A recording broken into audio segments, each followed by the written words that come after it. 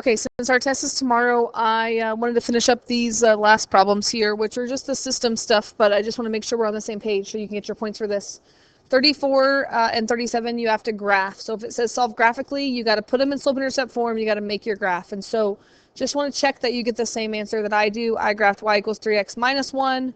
I graphed y equals negative 1/2 x minus 9/2, which is minus 4.5.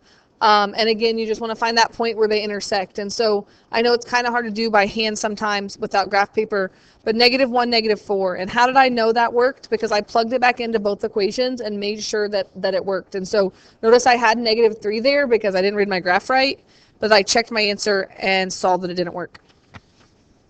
Same thing on 37. Step 1 is I put them in slope-intercept form, and so there's a lot of work here. You have to subtract the x, you have to divide by the number in front of y, and really pay attention to what you're dividing by, and so you get fractions on this. But notice that you get the same equation, and so 1/4 x minus 1/4, y-intercept of 1/4, slope of up 1 over 4 or down 1 back 4, but it's the same line. So remember, when it's the same line, we say infinitely many solutions. If it was parallel lines, we say no solution, like we've seen a couple times, all right?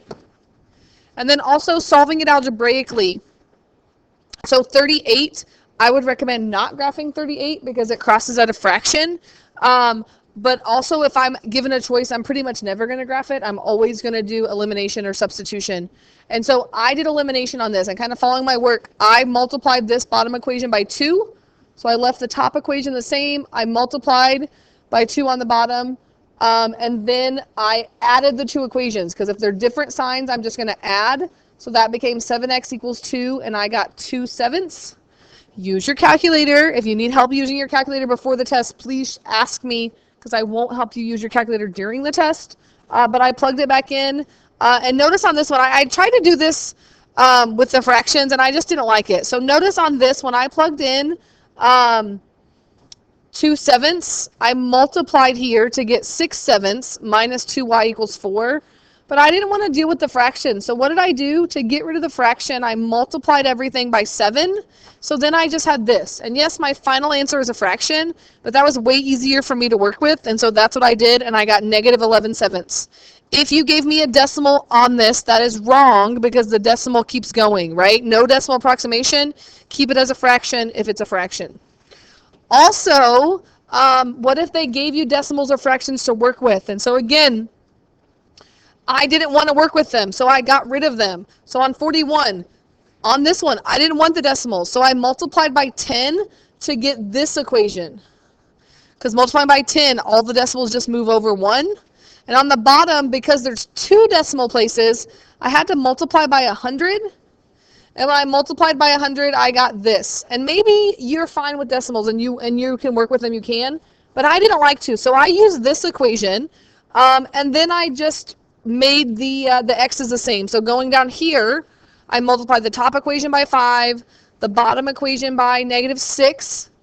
And again, I did negative, so then I could just add them. And it worked out really nice. I got 1 as my answer.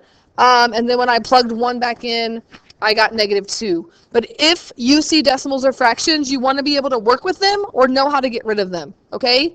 And then that leads to the next one. Number 42, the top equation had decimals in it and the bottom equation had fractions in it. And again, that's just kind of weird to work with. So maybe you could have changed 0.5 to 1/2, and that would have worked as well. But again, I just got rid of it. If I see decimals, I multiply by a power of 10. So on the top one, I multiplied by 10 to get 5x minus 4y equals 20. And on this one, I multiplied by 4 because that would get rid of my fraction on the bottom to get 5x plus 12y equals -20. And then really nice, they were already opposite. So then I subtracted. So be careful when you're subtracting, right? Like you're subtracting everything. So this becomes -16y equals 40. And when you divide that, you get -5/2. Now on this one, if you said -2.5, that's okay because it's not a repeating decimal. The other one was like 2/7. Leave it as a fraction, okay? And then I plugged it back in again to get 2 as my x value, okay? And then the last one was the story problem, and it said part A, define your variable. So I use C as the number of acres of corn and W as the number of acres of wheat. Part B said to write the system of equations, and so you got $42 per acre of corn and $30 per acre of wheat for this amount of money. And it said that they had to do 3 times as much corn as wheat to qualify for whatever. And so that was my second equation.